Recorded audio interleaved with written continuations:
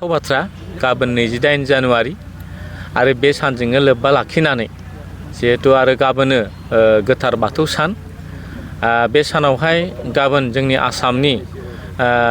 बयजोंबो मान होजानाय बयजोंबो सिनायजानाय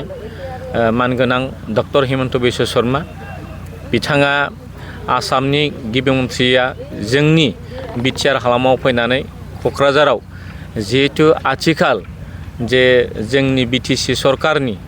जे इएम आरो एमसिएलए जिहेतु क्वार्टार बेखौ बेखेवफैगोन फुंनि 10 रिंगायाव आरो बिनि उनावनो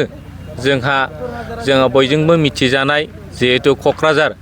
जिहेतु इउनिभार्सिटि जे बे इउनिभार्सिटिनि जिहेतु फाउन्डेसन बेबो बेनि उनावनो जिहेतु बे फाउन्डेसना जागोन आरो बे जोबनायनि उनाव जोंहा आरोबाव मोनसे रायजो हुआ मोनसे गेवलां मेल खालामनाय जादों क'क्राझारनि ग्रीन फिल्डआव दा बे हिसाबै गाबोननि साना जोंनि थाखाय जोबोद गोनां आरो बे हिसाबैनो बे गासै हाबाफारियाव जिहेतु जोङो इउपिपिएलनि जानानै गाबोननि बे गासै हाबाफारियाव रायजो राजा गासिबो धोरोम जोङो हांख्रायनानै जिहेतु बे हाबाफारियाव लैहोर फैनानै जे बे हाबाफारिखौ जाफुंसारहोनो थाखाय जोङो हांख्रायहरदों मानोना बिटिआरनि मानगोनां सीएम प्रमद बर'जों लोगोसे जोंनि बिटिआरनि गासै इएम एमसिएलए आरो जोंनि जिहेतु इउपिपिएल दलनि गासै दैदेनगिरिफोर एमएलए मन्थ्रिजों लोगोसे गासै जोंनि एमपि बिथांमोनहा बेवहाय बाहागो लानानै हाबाफारिखौ जाफुंसार होगोन बेनिखायनो जोङो हांख्रायदों जिहेतु गाबोननि बे ओंथिगोनां हाबाफारियाव जिहेतु जोंनि बिटिआरनि दफानि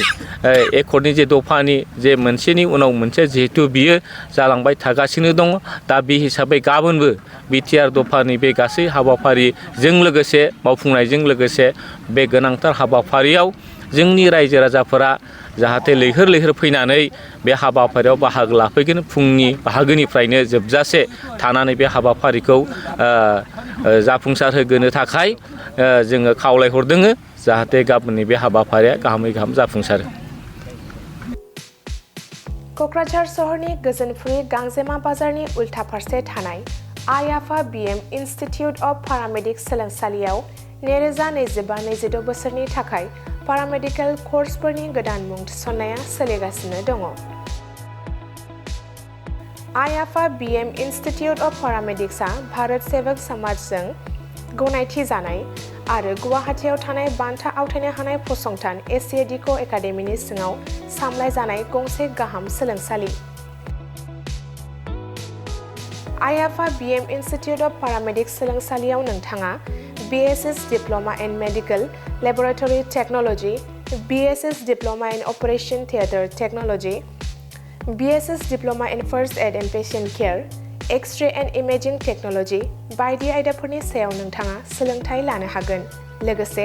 सोलोंथाय जोबनायनि उनाव प्लेसमेन्टनि खाबुबो नोंथाङा मोननो हागोन।